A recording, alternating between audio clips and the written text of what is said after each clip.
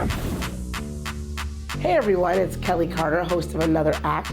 Joining me today is Damson Idris, star of FX's Snowfall.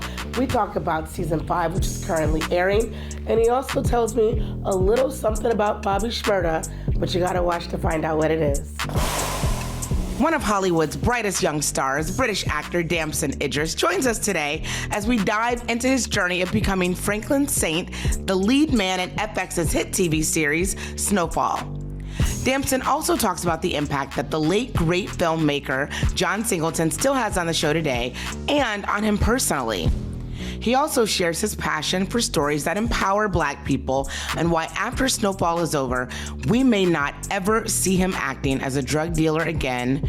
And before he goes, Damson tells us why he's the real CEO of the Dark Skin Society, and he answers the one question we've all been waiting for about him and rapper Sweetie.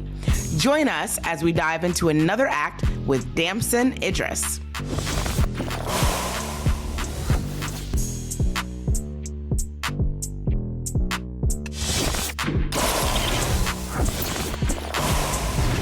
So you are now in season 5 of Snowfall.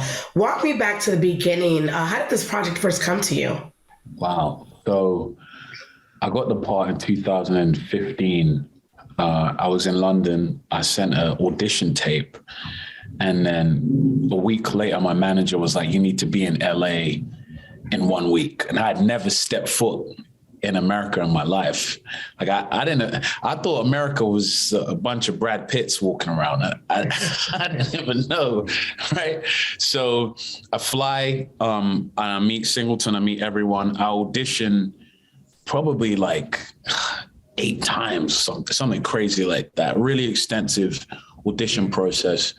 And then I got the part, and then we shot the pilot with a completely different cast. And then it wasn't what we wanted it to be. So we revamped it, came back a year later in 2016, and then did it with the cast we have today. And 5 seasons later, we're still going strong. Yeah, I was going to ask, what was your awareness of South Central LA before you took on this role? Did you do any research? Did you watch Singleton's films? Because he kind of lays it out for the rest of the world what South Central LA, especially at that time period, looked like. What was it for you? Well, Singleton did Boys in the Hood in 1991. That's the year I was born, right? Now, in 1997, my favorite film was Bad Boys. So I had definitely seen Boys in the Hood by that point, unfortunately.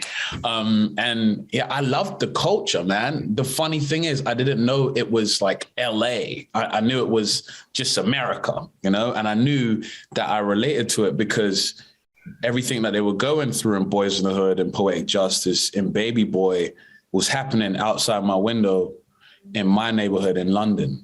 Single fathers, police brutality, racism, drugs, crime. So I really related to it in that aspect. And then when I got the part, it was about really diving into it fully, you know, and really respecting the culture, respecting that community, talking to Singleton every day, hearing his stories, listening to music, like I'm being right there when Snoop's, 1, 2, like everything, like watching every music video and just seeing how that whole thing and that whole time period of the 80s really influenced pop culture, fashion, music, film. The world is in debt to LA culture, I'll say. Yeah. Yeah. How did you start to build Franklin's LA swag? I mean, I know you spent some time with Dub C. He's become quite the South Central consultant, I think, when it comes to he worked on Straight Outta Compton projects. You want to say that again? He worked on Straight Outta Compton. He did. He helped the actor who played Eazy-E, because he was from New Orleans, I think. Yeah. He helped Corey, who I love, who played Dr. Dre. Dub's the guy, man. But just developing that swag was about, again, taking in the culture fully. Music helped me a huge deal. Snoop, I tell him all the time, like, he has no idea how much he influenced. like I would be listening to Snoop like every single day, like especially in season 1. I'll be on my way to work listening to Snoop, listening to Dre, listening to Kendrick, listening to so much music, because the way those guys tell stories, it puts you in there. And then, of course, I'd stay in the accent 24/7. I'll be calling home, talking to my mom, and she'll be like, "Can you stop being Franklin for 1 second?" like I'll be talking to her in character. And yeah, man, just when you're in LA, it's really hard to stay away from the culture, man. From the way people dress, the way people talk, the lingo. It's really easy to get into the swing of it. And hopefully I did a good job. Absolutely. Were there any places in South Central that you spent any time in too, to kind of get that extra environmental experience with bringing all of this culture back to life? So around audition number 7, I had to go to Singleton's office, and he was like, "Yeah, we're not gonna read. We're just gonna take a walk." I was like, "Take a walk?" so we're walking around the neighborhood, and he's introducing me to a bunch of people around. And John was John, John was so large in that community, so large around the world. Everywhere we're going, "Hey, yo, John, hey, yo, put me in a movie." Like everyone's coming up to him with idea. "Yo, John, I got this script, man. I ain't wrote it yet, but I got this." Right. So John was loved, man. And I admired that. And yeah, he'd be like, this is Damson. And then they'll be like, "Oh, what's up, man?" Da, da, da, da. And I would have to be in character. Wow. I wasn't allowed to break character. I'm like, "Yo, what's up?" And that was the greatest lesson, because it let me know that this was going to be deep end. There was going to be a lot on my shoulders. A lot of people were going to rely on me, and I had to bring it. And Singleton thought I did. So that's how much I spent in that area. Yeah, absolutely. Like a lot of British actors, you have an extensive background in the stage and theater. Tell me about that work and translating that for a television audience. On the stage, if you mess up, you can come back tomorrow and do it better. But on the screen, you have to get it right there.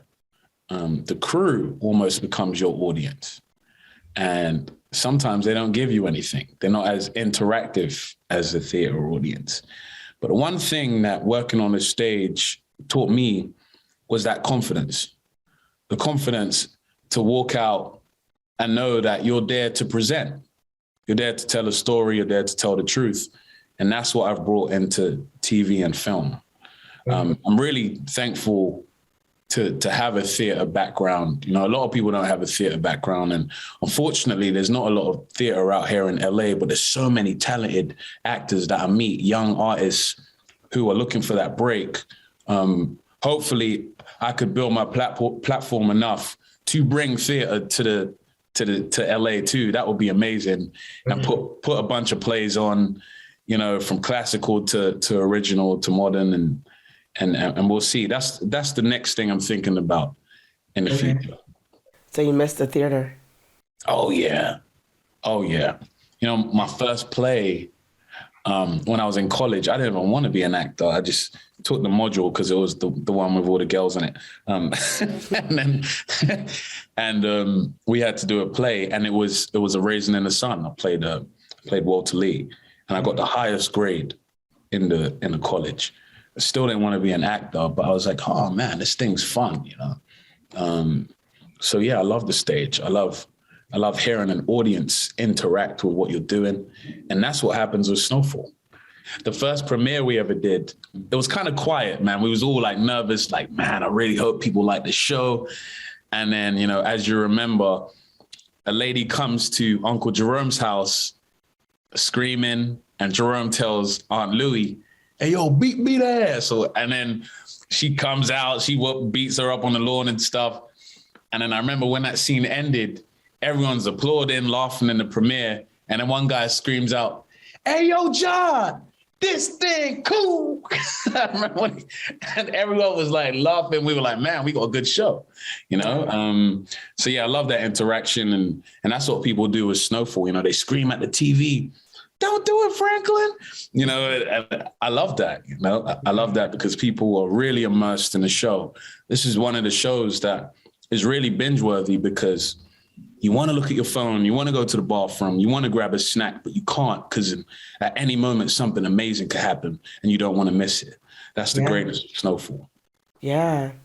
How has Franklin changed you? Wow. He definitely made me more quiet, more vigilant. So when I'm around people I don't necessarily know. One guy the other day, I went to the Super Bowl. He's like, man, you move like Franklin in real life. But I'm comfortable around my friends, you know. The biggest thing I learned from Frank is how to be a leader, you know, how to take that responsibility and really embrace the fact that people are watching you, people are looking to you, people are inspired by you. So you must uphold that responsibility. Can't be out here wilding. You know, I wrote something on my notes on my phone. I call it reasons not to mess up. And there's a list of all the people that are relying on me, and they're the reason why I can't mess up. Now, I've been given a shot here. I'm incredibly thankful for this shot, incredibly thankful for this opportunity. I know a lot of people I started with aren't here today. And Frank's teaching me to be a leader and uphold that responsibility. Yeah. Yeah. How has the success of Snowfall and quite frankly, the rabid fan base that surrounds it changed the way that you will move forward in Hollywood? Wow. Snowfall is the foundation. Snowfall is the foundation of my career. No matter what I do, I'm sure there's still going to be people out there still calling me Franklin. And that's a beautiful thing, I think, because we have set the bar so high.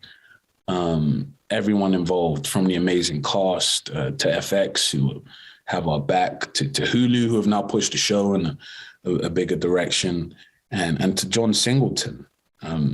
Those are the people I won't let down. And I'm always going to think about those people as I'm moving through and navigating on this journey. Those are the people that are rooting for me. Those are the people that I want to make proud. Yeah, yeah. What types of projects do you think you will find yourself gravitating towards, you know, after Snowfall is done, after you're done with Franklin? What types of things are you going to be looking for? Well, I'm probably not going to play any drug dealers for a while. Okay. I'll wait till I start growing some grays before I revisit that. But no, I just want to tell stories that push us forward, you know, push Black people forward and hold us in a positive light. And if I'm playing a character that isn't necessarily positive, I want to, you know, create empathy. You know, hopefully I've done that through playing Franklin. I definitely will say I gravitate to playing real characters, especially in film, people who existed before, because so much of what people went through in the past correlates to today. And I want to show that on screen. I'd love to play Eddie Murphy. I'd love to play Sidney Poitier, rest in peace. You know, I'd love to play Fela Kuti. There's so many amazing people who exist who have done so much, especially for the Black community. And those are the shoulders that I stand on. So if there's any way I can give back, it would be to represent them in a positive way. You know, you've mentioned him a couple of times during this interview, John Singleton. Obviously, John is no longer with us. Such a loss, a blow in this industry, because he's gifted us so much culturally in the cinematic landscape, this series being one of them. Talk to me about his presence on set, even though he's no longer here, because I would imagine that you guys still channel the magic that John Singleton challenged you guys, you know, to bring each and every time you got on set. But tell me a little bit about that. We keep a chair with his name on it on set.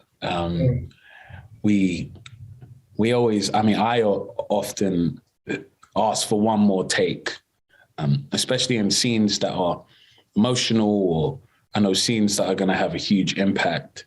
I say one more take. They think it's for me, but it's actually for John.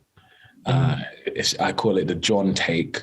And the reason why I do that is because John would always say, do what you want on this one. He would always say that on the last take. It's like, we got it, but do what you want on this one. So I do that for him.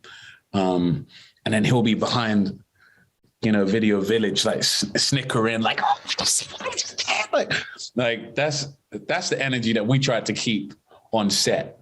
Anyone that knows Singleton knows that he was like a kid, man. He was so passionate, so boyish when it came to film. He'd always be spotting you all the time. So that's the energy we tried to keep, He definitely has not left us. And, after what we did this season and what I saw, I know for a fact Singleton's smiling down and he's proud. I was going to ask, what do you think that he'd think about this last season and certainly the first season you guys shot without him being here? Man, I don't know. He was calling me Damsel in the first season, so he always really enjoyed my performances. I would hope he's proud of the man I've become. I would hope he's proud that I understand that everyone I meet on the way up, I'll also meet on the way down. That's what he taught me. I'm constantly exercising humility because that's what he taught me. I'm always showing love to everyone. That's what he taught me. I'm always giving people the opportunity for redemption. Singleton put people in his movies that might have been really struggling or done a left turn in their personal lives. He put them in his movies. He gave them another chance. A good example this year is the fabulous DeAndre Bonds, who was an LA sweetheart in movies like The Wood and then here he is in Snowfall after so many years of not working. John did that, and that's what I hope to uphold. That's the way I want to go on this journey, being loyal, and focusing on happiness. That's what John taught me. Yeah. I love hearing all of that. Thank you for sharing that. Damson, I'm going to switch gears because I'm going to ask you probably the most controversial question anyone anywhere is ever going to ask you. And I don't want any problems. Damson. But did you and Daniel Kaluuya ever figure out who the CEO of DSS was? And DSS, for people that are watching this, is Dark Skin Society. Who is the CEO? People, you're looking at the CEO of the Dark Skin Society. Despite what Daniel says, despite what Buck says, I'm the CEO. Okay. I've just added 2 new recruits, Bobby Shmurda and ASAP Rocky. Thank God. Yes. Yes. We have more people joining the organization. The only way to join is directly through me. So you can't just declare yourself being a part of the DSS. It's me that puts you in there. That's fair, especially if I can be like CMO. If I can be like chief marketing officer or something, then all of that works for me. All that works for me. But the thing about the DSS, it's not about complexion or anything. My light skinned brothers are like, man, what's all this thing about the dark skin? Can I be in? Of course you're in. It's about just cherishing each other, man. We've been through so much as a people, and we're still going through so much. And a bit of joy could do us all good. I was looking at that video of me, Daniel, and Bobby Shmurda at the game. And man, I love that guy. Like, this is my first time meeting him at the game. I really love that guy. If you want to talk about Black boy joy, like, it's his, he's the person. And look what he's been through, and he's made mistakes in his life. But again, we're talking about redemption, and just to see someone like that be so joyful, despite what they've been through, it lets me know that I shouldn't ever have a frown on my face. And we're lifting everyone up. It's a brotherhood, and a sisterhood. And we're all rooting for each other. We all want everyone to win, because if one wins, we all win.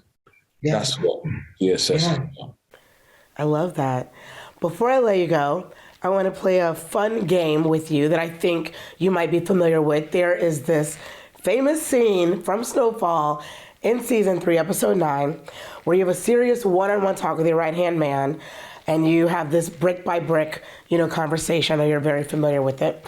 So I'm going to list a couple of random things, and I want you to answer if it's easy money or if it's brick by brick. Easy money obviously doesn't require much work.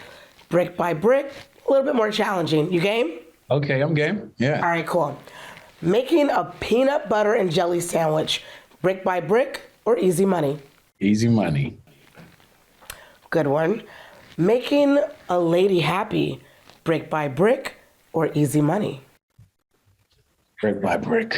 It's a smart man, ladies and gentlemen. It's a very smart man. Outplaying Sweetie on the piano, brick by brick or easy money?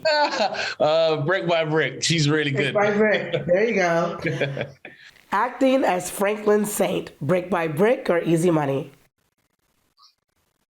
Brick by brick. Brick by brick. I like that one. Last one. Impersonating people, brick by brick or easy money? Easy money. Easy money. I love it. Damson, thank you so much for doing this today. It was such a treat to talk to you. Bless you. Thank you so much. It's an amazing interview. Thank you for having me. Thank you for doing this. Continued success. Bye-bye.